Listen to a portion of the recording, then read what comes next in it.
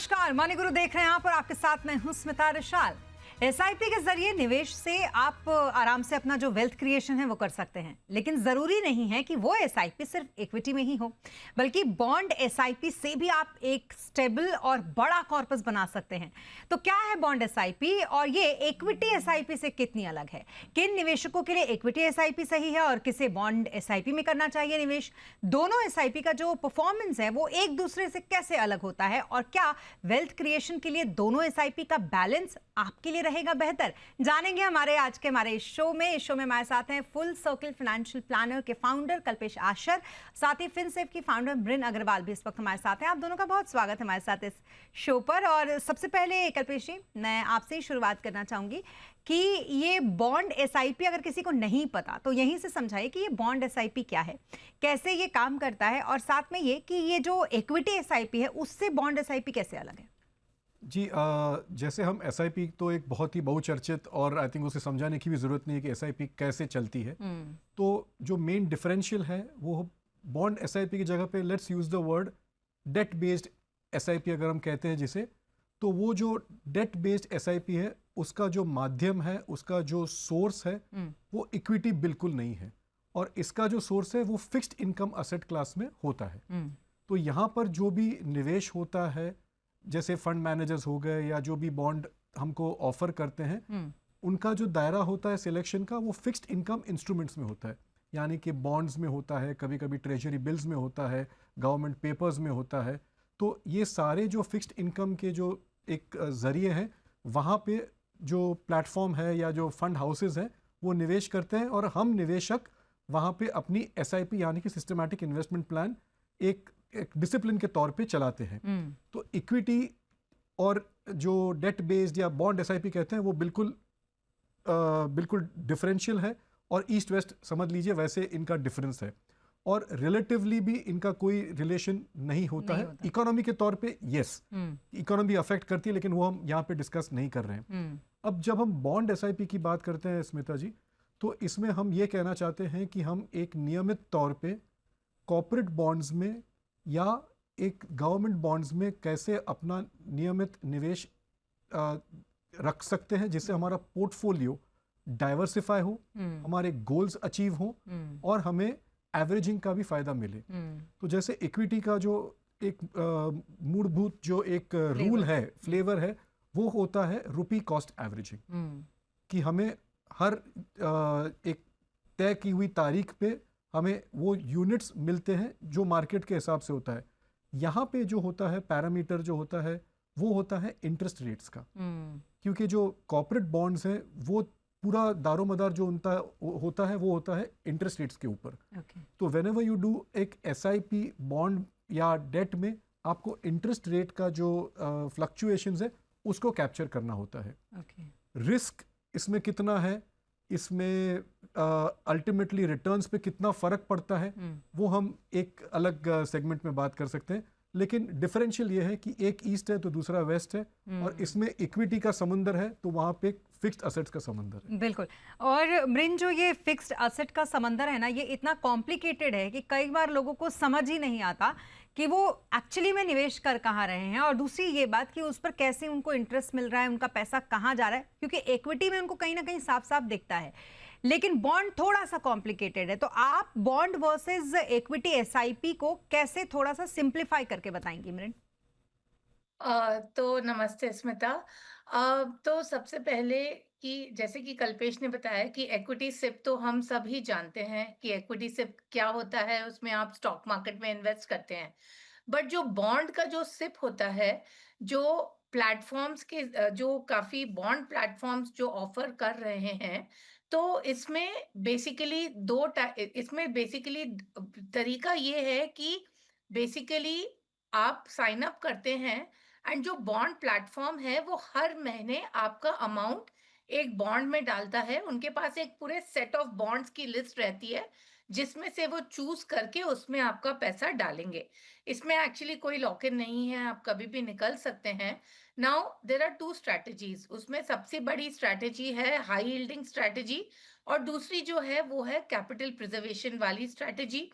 तो जो high yielding strategy है उसमें बहुत हाई यील्डिंग बॉन्ड्स में पैसे डाले जाते हैं, और जनरली जो हाई यील्डिंग बॉन्ड्स होते हैं, they are also very lowly rated. तो अब अगर मतलब आप एक बात सोचिए कि आपको ज़्यादा इंटरेस्ट रेट कोई क्यों देगा? वो आपको इसलिए इंटरेस्ट रेट ज़्यादा देंगे क्योंकि उनकी रेटिंग लो है, उनकी क्रेडिट रेटिंग लो है।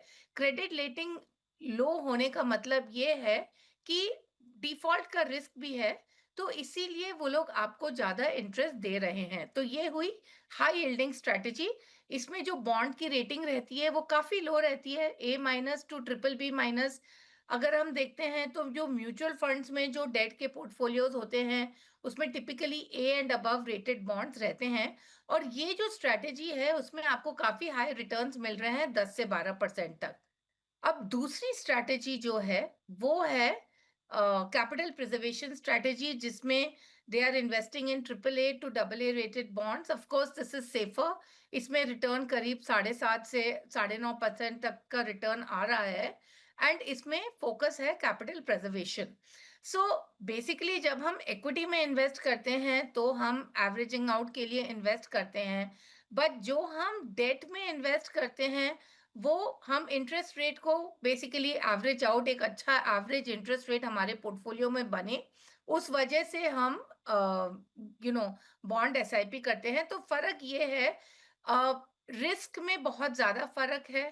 वाइल ये ऐसे लगता है कि ये तो बहुत ही आसान सा प्रोडक्ट हो गया कि हर महीने हम एक बॉन्ड में हमारा पैसा जा रहा है, उसमें हमें एक फिक्स्ड इंटरेस्ट रेट आ रहा है, तो इसमें रिस्क क्या हो सकता है? बट इसमें रिस्क एक्चुअली बहुत अलग-अलग तरीके के रिस्क्स हैं, और सबसे बड़ा रिस्क जो बॉन्ड एसआईपी में रहता है, which is there in all bonds, which is the default risk. बिल्कुल, अब आप दोनों ने इतना ज़्यादा रिस्क की बात की है कि अब उस पर तो आना ही पड़ेगा, बिकॉज़ मेजरली लोग जब इन्वेस्ट करते हैं तो कम से कम वो ये सोच के करते हैं उनको रिस्क तो नहीं लेना। बहुत कम लोग ऐसे आते हैं जिनको ये लगता है कि नहीं, मैं तो रिस्क के साथ रिवॉर्ड मुझे चाहिए। इसलिए कल्पेश जी, मैं आपसे शुरू करती हूँ। अगर मान लीजिए बॉन्ड एसआईपी में इन्वेस्टमेंट किया जाए तो क्या-क्या चुनौतियाँ आप देख रहे हैं? कौन-कौन से रिस्क हैं इसमें? नहीं, जैसे मृन ने भी समझाया कि बॉन्ड एक बहुत ही पेचीदा कॉम्प्लिकेटेड प्रोडक्ट है, और इक्विटी में तो सब जगह पे लिखा जाता है और सब अपने आप को पंडित समझते हैं और सब जानकारी भी बहुत रखते हैं। लेकिन बॉन्ड एक ऐसी चीज़ है कि जहाँ पे डिफ़ॉल्ट रिस्क जो होता है वो बहुत ज़्यादा ऊपर उठ के आता है, लिक्विडिटी रिस्क वो भी ज़्यादा होता है, और मैं जब तक मानता हूँ कि एक फंडामेंटल रिस्क जो इन दोनों से आई थिंक ज़्यादा तो नहीं बल्कि इक्वल है, वो है इंटरेस्ट रेट का रिस्क भी होता है। तो इंटरेस्ट रेट रिस्क ऐसा होता है कि आज इकोनॉमी के हिसाब से अगर आप देखें तो बॉन्ड जो रिटर्न्स जब जनरेट करते हैं तो इनका एक इन्वर्स रिलेशनशिप होता है इंटरेस्ट रेट्स के साथ। करेक्ट। तो जब इंटरेस्ट रेट्स घटते हैं तो इकोनॉमी में, तब ज़्यादातर हम देखते हैं कि जो बॉन्ड के यील्ड्स हैं वो बढ़ते हैं, और जब इंटरेस्ट रेट्स जब बढ़ते हैं तभी बॉन्ड के यील्ड्स घटते हैं। अब ये जो उतार चढ़ाव की मैं बात कर रहा हूँ वो इतना नियमित तौर पे नहीं होता है, और जो फ्लक्चुएशंस होते हैं वो ज़्यादातर आप एक साल में भी पकड़ लो या 6 महीने में पकड़ लो, वो मैक्सिमम आई थिंक 1 से 2% या 2.5% तक होता है, और मिनिमम तो ½ भी हो सकता है। तो जो रेंज है वो बहुत ही कम है, और अगर हम एसआईपी वहाँ पे करते हैं तो ज़रूर इसमें आपको एक डिसिप्लिन मिलता है, आपका कॉर्पस बढ़ता है, एक सिक्योर इन्वेस्टमेंट की ओर जाता है, लेकिन रिटर्न्स की जो एक उम्मीद है वो इतनी बढ़ चढ़ के नहीं आती है। तो माहौल भी अगर ऐसा है कि मान लीजिए कि आप एक ऐसे बॉन्ड में आपने ले लिया इन्वेस्टमेंट जो हाई यील्डिंग है, और सामने आपका इकोनॉमिक कंडीशंस आपको साथ नहीं देता है, तो आपको इंटरेस्ट रेट का रिस्क हो गया। और पहले जो मैंने समझाया कि जो बहुत ही एक पोटेंट रिस्क है वो है डिफ़ॉल्ट रिस्क, कि जो लोअर रेटेड क्रेडिट रेटिंग्स वाले होते हैं जिनको बहुत लुभावने लगते हैं, इंटरेस्ट रेट्स बहुत हाई होता है, और ज़्यादातर जो बड़ा चौड़ा के एडवर्टिजमेंट्स की जाती हैं कि हम फिक्स्ड इनकम पे इतना इंटरेस्ट दे सकते हैं, तो वहाँ पे वो कंपनी की लिक्विडिटी रिस्क और पैसे समय पर ना चुकाने की वजह से डिफ़ॉल्ट रिस्क भी बहुत ही ज़्यादा उभर के आती है, जिसके वजह से फिक्स्ड इनकम में भी नेगेटिव रिटर्न्स आने की उम्मीद हो सकती है, और हमने ऐसे एक्सीडेंट्स भी पहले देखे हैं। अब यहाँ पे स्मिता जी, एक चीज़ मैं सब दर्शकों को कहना चाहता हूँ कि जब फिक्स्ड इनकम में हम इन्वेस्ट करते हैं, वो बॉन्ड्स हो या किसी भी चीज़ में इन्वेस्ट करते हैं, तो एक इन्वेस्टर का माइंडसेट जो होता है वो कॉन्जर्वेटिव इन्वेस्टमेंट की ओर होता है। और वहीं पर कॉन्जर्वेटिव के नाम पे एक कॉन्ट्रडिक्शन हो जाता है, एक बिल्कुल विपरीत स्थिति हो जाती है कि कॉन्जर्वेटिव में हमको ज्यादा रिटर्न्स चाहिए। Correct. और तब जाके दुर्घटना घटती है। तो ज्यादा उम्मीद की हम रिटर्न्स की उम्मीद जब रखते हैं वो इक्विटी से रखना मुनासिब है, ना कि कोई डेट फंड या कोई बॉन्ड्स में। वहां पे थोड़ा कॉन्जर्वेटिव रहना, अच्छे रेटिंग्स वाले और कम रिटर्न्स वाले इन्वेस्टमेंट चुनना आई थिंक सबके लिए मुनासिब हो सकता है। मतलब समझदारी भरा कदम हो सकता है। मृन, रिस्क की जहाँ तक बात है तो वो तो इक्विटी निवेश में भी रिस्क होता है, और इसीलिए हम ये देखते हैं कि आप लोग ही ये हमेशा समझाते हैं कि जब तक जवानी है तब तक इक्विटी में निवेश कीजिए, बुढ़ापा डेट में काटिए। तो क्या ये वो वाला डेट नहीं है जो हम थोड़ा रिस्क फैक्टर जब लेने की पोजीशन में ना रहें तो यहाँ पर इन्वेस्ट करें? बिल्कुल नहीं स्मिता, और वो इसीलिए ना क्योंकि कल्पेश ने बहुत अच्छी तरीके से समझाया कि डिफॉल्ट का क्या इशू हो सकता है। देखिए, एक और एक चीज जो मैं बारी बारी देख रही हूँ, whether it is corporate bond या ये बॉन्ड का जो एसआईपी है, बारी बारी मैं देखती हूँ कि जो सारे प्लेटफॉर्म्स हैं वो बोलते रहते हैं कि इसमें इतना कोलैटरल है और इसमें इतनी सेफ्टी है और ये सब है, राइट। बट अगर हम कोलैटरल की तरफ अगर हम देखेंगे कि क्या कोलैटरल है, तो काफी बार ये देखने को मिलता है जो कोलैटरल है it is only 1.1 time, which is pretty low. Second thing is कि जो कोलैटरल्स होते भी हैं जिसको कोवेनेंट्स बोलते हैं, right, the other thing is that जो अमाउंट है it may not be sufficient. And second, what is the collateral, like लोगों को क्या लगता है ना कि ये एक सिक्योर्ड बॉन्ड है, इसमें अगर कुछ डिफॉल्ट का भी रिस्क है तो कोलैटरल है। बट पॉइंट इज, अगर कोलैटरल रिसीवेबल्स है then again there is a problem. अगर कोलैटरल फिक्स्ड एसेट्स भी हैं, तो जैसे कि हमने देखा है पिछले 10 साल में जो भी बड़े बड़े डिफॉल्ट्स हुए हैं इंडिया में, आपने देखे हैं कि बैंक्स को कितनी तकलीफ हुई है उन एसेट्स को डिस्पोज ऑफ करने में। I mean, for one it takes about 6 to 8 months, उसके लिए उनको ऑक्शन करना पड़ता है। तो इतना आसान नहीं है कि अगर एक बॉन्ड ने डिफॉल्ट किया तो मतलब आपके पैसे ना भी आ सकते हैं, या आ सकते हैं तो कम आ सकते हैं और बहुत देर बाद आ सकते हैं। So I think it's very important कि ये जो सारे बॉन्ड प्लेटफॉर्म्स बोल रहे हैं कि ये सेफ है क्योंकि इसमें कोलैटरल है, आपको एज एन इन्वेस्टर आपको एक्चुअली पढ़ना चाहिए कि कितना कोलैटरल है, क्या कोलैटरल है, and certainly if it is receivables it is a very very very bad idea. अच्छा, दूसरी बात ना स्मिता, जो बॉन्ड एसआईपी देख रहे हैं, इसमें they are choosing the bond, right. So now I don't know what is the इनका क्या एक्सपीरियंस है फंड मैनेजमेंट में, राइट। क्योंकि अब तक अगर हम देखते हैं जो बॉन्ड प्लेटफॉर्म्स थे, दे आर ओनली इंटरमीडियरीज। वो बस ये बॉन्ड को लाकर, देवर लाइक अ मार्केट प्लेस, वहां पर लाकर वो लिस्ट कर देते थे। आपको खरीदना है तो आप अपना खुद का ड्यू डिलिजेंस करके आप खरीद लीजिए। नाउ इन बॉन्ड एसआईपी एक और जो बात बहुत इंपॉर्टेंट आ रही है, जो लोग सोच रहे हैं ये तो और भी बढ़िया हो गया कि हमें बॉन्ड नहीं चूज करना पड़ेगा, कोई और हमारे लिए बॉन्ड चूज कर रहा है, तो ये एक म्यूचुअल फंड की तरह हो गया है। But what is the experience that the bond platforms have in doing this? I'm not sure about that. And second thing is कि अगर कल कोई डिफॉल्ट होता है इन बॉन्ड्स में जिसमें उन्होंने इन्वेस्ट किया है, अगेन उनका क्या एक्सपीरियंस है ऐसे सिचुएशन हैंडल करने के लिए। सो मुझे नहीं लगता है कि सर्टेनली जिन लोगों को कम रिस्क लेना है ये उन लोगों के लिए नहीं प्रोडक्ट नहीं है इनफैक्ट। तो कुल मिलाकर आप लोगों ने इसके क्या-क्या मेजर्स हैं वो तो बहुत अच्छे से गिनवाए। अब यहाँ पर हमें ये जानना ज़रूरी कि अगर हम bond SIP versus equity SIP की बात कर रहे हैं, तो फिर इन दोनों में अगर आप इन्वेस्टमेंट करते हैं तो आपका पोर्टफोलियो कितना बैलेंस होगा, एलोकेशन कैसे रखना है, और साथ ही साथ ये भी बहुत इंपॉर्टेंट है जानना कि क्या वाकई इतना ज़्यादा रिस्क, जितना हम यहाँ पर बात कर रहे हैं बॉन्ड एसआईपी की, इतना ज़्यादा रिस्क लेकर आपको बॉन्ड एसआईपी में इन्वेस्टमेंट करना चाहिए। इन तमाम बातों पर करेंगे बातचीत, रुकेंगे एक छोटे से ब्रेक के लिए, जल्द होंगे हाजिर।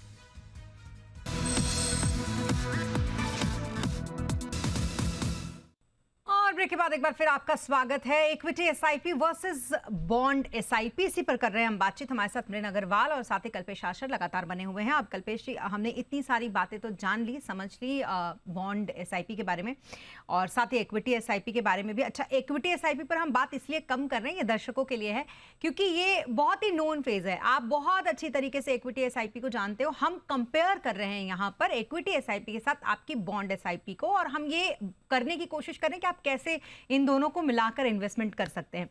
अब क्योंकि मैंने जो लास्ट लाइन बोली कि इन दोनों को अपने पोर्टफोलियो में कैसे शामिल कर सकते हैं, तो मुझे एक बात बताइए, क्या उम्र, गोल, इन सब के हिसाब से जैसे हम इक्विटी में एसआईपी करते हैं वैसे ही बॉन्ड में भी एसआईपी करनी चाहिए, उसी तरीके का एलोकेशन? नहीं, आई थिंक जब हम फाइनेंशियल प्लानिंग करते हैं ना स्मिता, तो इसमें क्या होता है कि इक्विटी की एसआईपी हम क्यों मुनासिब समझते हैं या सजेस्ट करते हैं, और ये बताते हैं कि आप अगर लॉन्ग टर्म के लिए इन्वेस्ट कर रहे हो तो लॉन्ग टर्म में इक्विटी में वॉलेटिलिटी बहुत रहने वाली है, और वॉलेटिलिटी जब होती है तो एसआईपी उसका सही, एक कहते हैं ना, फ्रेंडशिप बहुत अच्छी होती है उन दोनों की। तो volatility is the best friend of equity for the long term, and SIP एक ऐसा माध्यम है जो उस वॉलेटिलिटी को हर बार कैप्चर करता है। If you are in the SIP for long period, आप हर एक वॉलेटिलिटी को कैप्चर करोगे और इनफैक्ट प्रे करोगे कि वॉलेटिलिटी मुझे मिले कि मैं ज्यादा यूनिट्स इकट्ठा कर सकूं और मेरा पोर्टफोलियो आगे जब बढ़े तब एनएवी उसका फायदा उठा सके। तो ये इक्विटी का एक बहुत ही अच्छा जरिया है। इसमें मैं ये नहीं कहता हूं कि लमसम हम नहीं कर सकते, एसआईपी होना जरूरी है कि हम कैप्चर कर सके। अब रहा सवाल डेट बेस्ड एसआईपी करना या बॉन्ड एसआईपी हम जैसे कहते हैं, वो आई थिंक जो हम करना चाहते हैं वो शॉर्ट टर्म के लिए होती है। फाइनेंशियल प्लानिंग के माध्यम से अगर हम कहें तो कि हमको कोई शॉर्ट टर्म गोल अचीव करना है और डिसिप्लिन रहना है, कि मान लीजिए कि हमें, फॉर एग्जांपल दे रहा हूं, कि हमको 1 साल में या 2 साल में 5 लाख रुपए इकट्ठे करने हैं, तो हम उस पे बोल सकते हैं कि आप 15,000 की या 10,000 की या 20,000 की एसआईपी पर मंथ डेट में कर सकते हो। वहां पे ज्यादा फ्लक्चुएशन नहीं होने वाला, आपका जो दायरा है वो भी कम है, और आपका 5 लाख तो पक्का आपको मिल ही जाएगा, वट एवर अमाउंट आप डिसाइड करते हो उसमें। तो 20,000 है तो आपका मान लीजिए कि 4,80,000, तो you're closer to that target. तो वहां पे फ्लक्चुएशन की उम्मीद नहीं है, ना ही आप चाहते हो फ्लक्चुएट हो। उसके ऊपर से जो आपको 5, 6, 7% ग्रोथ मिला, वो आपकी एक मलाई है, वो समझ लीजिए। लेकिन वहां पे आप रिस्क नहीं ले सकते। अब दूसरा जो एक एवेन्यू जो मैं समझता हूँ, जो रास्ता समझता हूँ जहाँ पे हम एसआईपी, बॉन्ड एसआईपी या डेट बेस्ड फंड्स में एसआईपी कर सकते हैं, वो होता है कंपलसरी एसेट एलोकेशन का।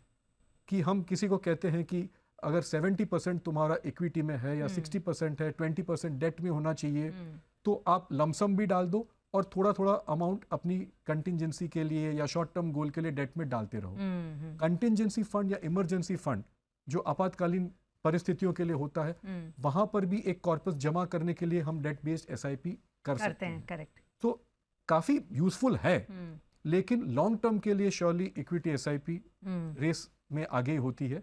डेट बेस्ड एसआईपी होती है वो आपके, आई थिंक, मन की शांति के लिए और आप सुकून से अपने शॉर्ट टर्म गोल्स हासिल कर सकें। बिल्कुल। लास्ट में मैं आप दोनों लोगों से रैपिड फायर में ये जानना भी चाहूंगी कि दोनों ही एसआईपीज को आप कितने कितने पॉइंट देते हैं, लेकिन ऋण उससे पहले मुझे ये बताइए, इक्विटी एसआईपी या बॉन्ड एसआईपी, मैं अगर नई निवेशक हूँ, अभी अभी शुरू किया है, बिल्कुल रिस्क नहीं लेना चाहती, ये सब फेवरेबल है बॉन्ड एसआईपी के तरफ, लेकिन फिर भी आप क्या सलाह देंगी? देखिए, I will say debt fund SIP and not bond SIP. मैं एक्चुअली इसके बहुत फेवर में इसीलिए नहीं हूँ क्योंकि ज़्यादा तो जो इन्वेस्टर्स हैं वो एक्चुअली इसका रिटर्न देखकर वो बहक जाएंगे और उनको लगेगा अरे ये तो सबसे बढ़िया प्रोडक्ट है क्योंकि मुझे 10-12% रिटर्न मिल रहा है, कुछ लॉक इन नहीं है, तो इससे बेहतर और क्या हो सकता है।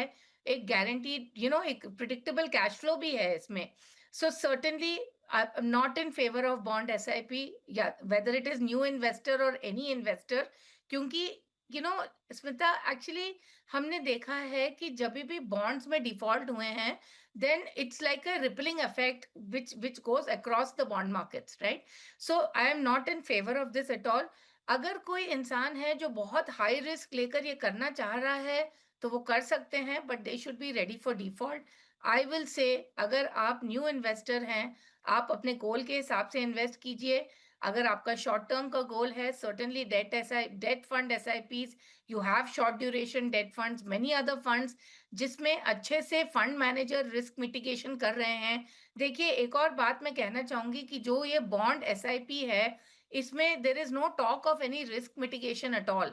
सो it is very open ended. It's just that आप नहीं चूज कर रहे हैं, कोई और आपके लिए बॉन्ड्स चूज कर रहा है। बट इसका मतलब ये नहीं है कि वो कुछ रिस्क मिटिगेशन कर रहे हैं, उनका क्या रिपोर्टिंग है, ये सब अभी बहुत अनक्लियर है। सो डेट फंड्स हैं, सर्टेनली आपको डेट फंड्स में 10-12% नहीं मिल सकते हैं, certainly they are much safer. So short term के लिए डेट फंड्स, लॉन्गर टर्म के लिए इक्विटी फंड्स। चलिए, आप लोगों ने तो वैसे मतलब मैं अगर पहले से अगर प्रेडिक्शन करूं तो मुझे समझ आ रहा है आप लोग कितना नंबर दोगे। फिर भी चलिए रैपिड फायर खेल ही लेते हैं आखिरी में। कल्पेश जी, आपसे शुरू करती हूं मैं। बॉन्ड एसआईपी, इक्विटी एसआईपी, अगर 10 आउट ऑफ नंबर आपको देना हो तो कितना देंगे आप दोनों को? So equity SIP 9 on 10 nice. And debt based SIP I would give it a 4 on 10। और 9 आपने क्यों दिया? एक नंबर किस चीज़ के काटे? उसके वॉलेटाइल होने? एक चीज इसके लिए काटे कि काफी सारे लोग पूरी एसआईपी की जो एक मुद्दत है या जो डिसिप्लिन है वो पूरा कर नहीं पाते। ओके ये डिसिप्लिन के लिए काटा है, वरना इट्स अ 10 on 10। ओके, फिर तो ये इन्वेस्टर्स के लिए हुआ ना, एसआईपी के लिए तो 10 ऑफ 10। 100%। ओके मृन, आप? Equity SIP के लिए 10 on 10. Even debt SIP, it meets its purpose. So I will say again, maybe 8 on 10 or 10 on 10. And bond SIP, certainly I will say 1 on 10. Oh shit, आपने तो बहुत ही कम number दिए इनको। चलिए कोई नहीं, फिर भी आप लोगों ने बहुत अच्छे तरीके से समझाया कि क्या प्रोन एंड कॉन्स है, जो देखने बहुत ही ज़्यादा ज़रूरी है। आपको सिर्फ ये अट्रैक्टिव उनके जो नंबर्स होते हैं रिटर्न के, वो नहीं देखना, बल्कि उसके पीछे बहुत सारे फैक्टर्स होते हैं जिनका ध्यान रखना बहुत ही ज़्यादा ज़रूरी होता है बॉन्ड एसआईपी में। और हाँ, साथ में इक्विटी एसआईपी में भी आपको बहुत ही ज़्यादा होता है तमाम बातों का ध्यान रखना है। इसी के साथ thank you so much friend हमारे साथ इस शो पर शामिल होने के लिए। कल्पेश जी, थैंक यू सो मच हमारे साथ इस शो पर शामिल होने के लिए। और इसी के साथ आज के इस एपिसोड में अभी के लिए बस इतना ही। आप बने रहें जी बिजनेस के साथ। नमस्कार।